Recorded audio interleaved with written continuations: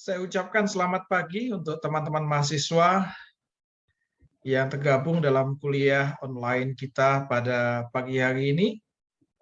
Ini adalah hari pertama kita mengadakan kuliah semester ganjil 2021-2022, khususnya yang akan kita pelajari hari ini adalah mata kuliah manajemen strategik. Hari ini saya akan memberikan suatu pengantar untuk mendasari pelajaran kita terkait dengan strategic management, supaya kita memiliki gambaran setelah kita mendefinisikan apa itu manajemen strategik.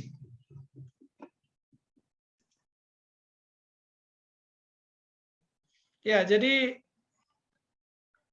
kuliah kita hari ini strategic management.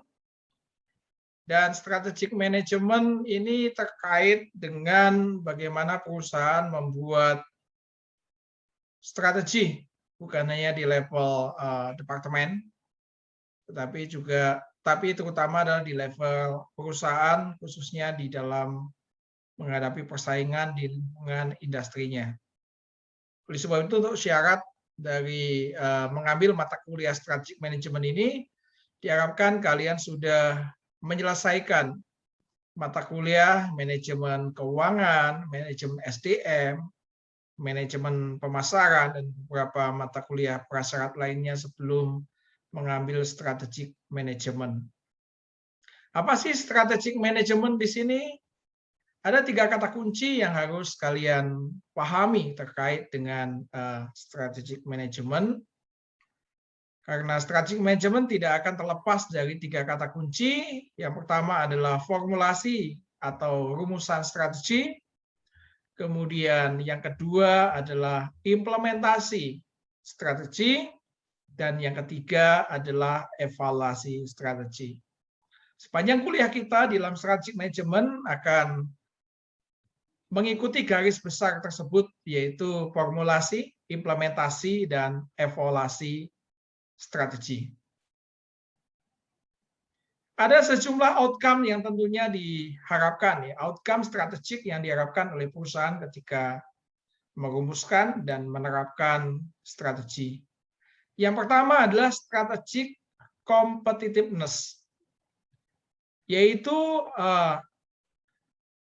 ketika dicapai, atau strategic competitiveness ini dicapai ketika perusahaan ya dengan berhasil merumuskan atau memformulasikan serta mengimplementasikan strategi pencipta nilai.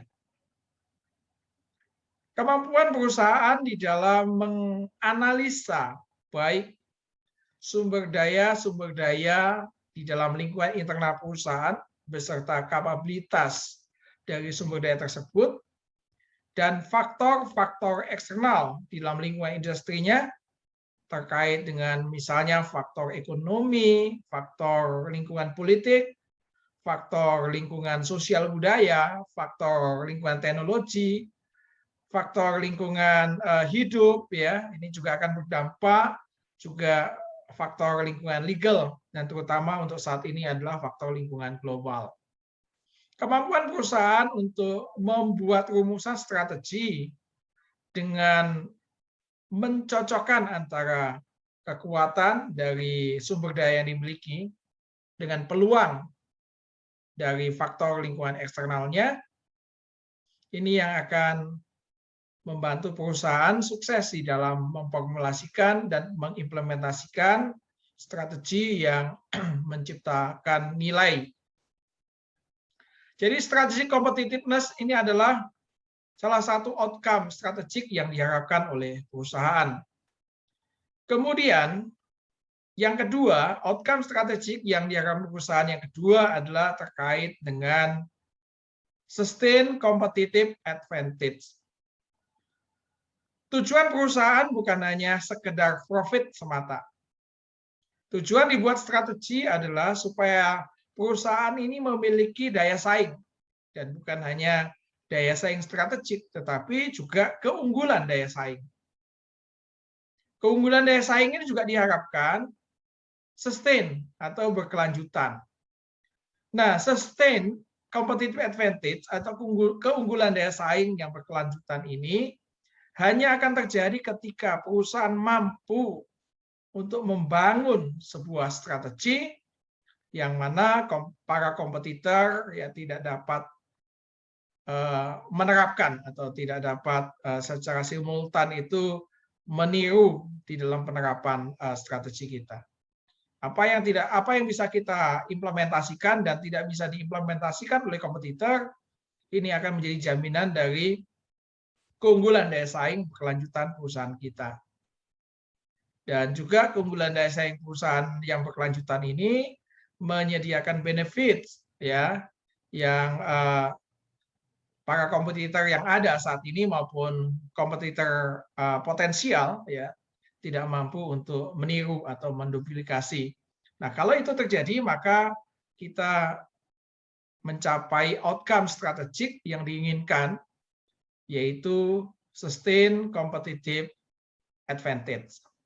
Dan kemudian tentunya pada akhirnya kita mengharapkan dari strategi yang diimplementasikan itu kita mendapatkan outcome ya strategik yaitu terkait dengan above average return atau return di atas rata-rata. Ya, ini gambarannya jika seorang investor yang menginvestasikan di perusahaan kita, apakah dia akan mendapatkan pengembalian yang rata-rata yang sama ketika dia investasikan di perusahaan lain ya di industri yang sama dengan risiko yang kurang lebih hampir sama. Jikalau itu yang dia dapatkan maka dia hanya mendapatkan rata-rata.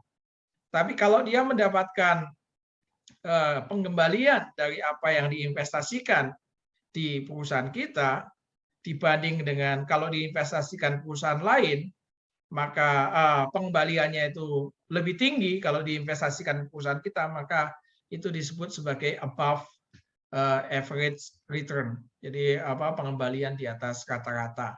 Nah, ini adalah outcome strategik yang juga diharapkan oleh perusahaan ketika perusahaan berhasil merumuskan dan kemudian mengimplementasikan strategi. Nah, ada beberapa hal yang penting yang harus dipahami. Yang pertama adalah risiko, di mana ketidakpastian investor ya terkait dengan dia akan untung atau dia akan rugi secara ekonomi sebagai hasil dari investasi yang dia lakukan, ini disebut risiko. Nah, ini juga biasanya menjadi pertimbangan ya investor untuk berinvestasi di perusahaan kita. Average return yang sudah saya sampaikan tadi berarti adalah return yang equal, yang setara. Jikalau investor investasikan di perusahaan yang satu dibandingkan dengan investasi di perusahaan yang lain. Kalau nilainya sama berarti average return. Tetapi yang diharapkan investor tentunya adalah yang di atas rata-rata. Dan kemudian hal yang lain yang perlu diketahui juga terkait dengan strategic management adalah proses manajemen strategik itu sendiri, yaitu merupakan serangkaian komitmen, keputusan-keputusan yang akan diambil maupun tindakan yang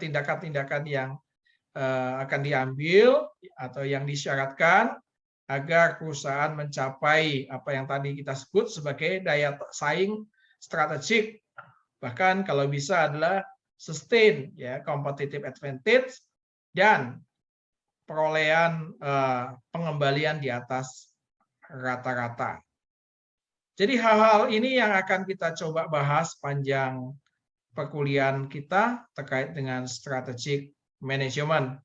Jadi tadi saya tegaskan bahwa di dalam strategic management ada 3 kata kunci penting yang harus menjadi pertimbangan kita, yaitu terkait dengan formulasi strategi, implementasi strategi, dan evaluasi strategi yang akan kita bahas lebih jauh di dalam sepanjang perkuliahan strategic management ini.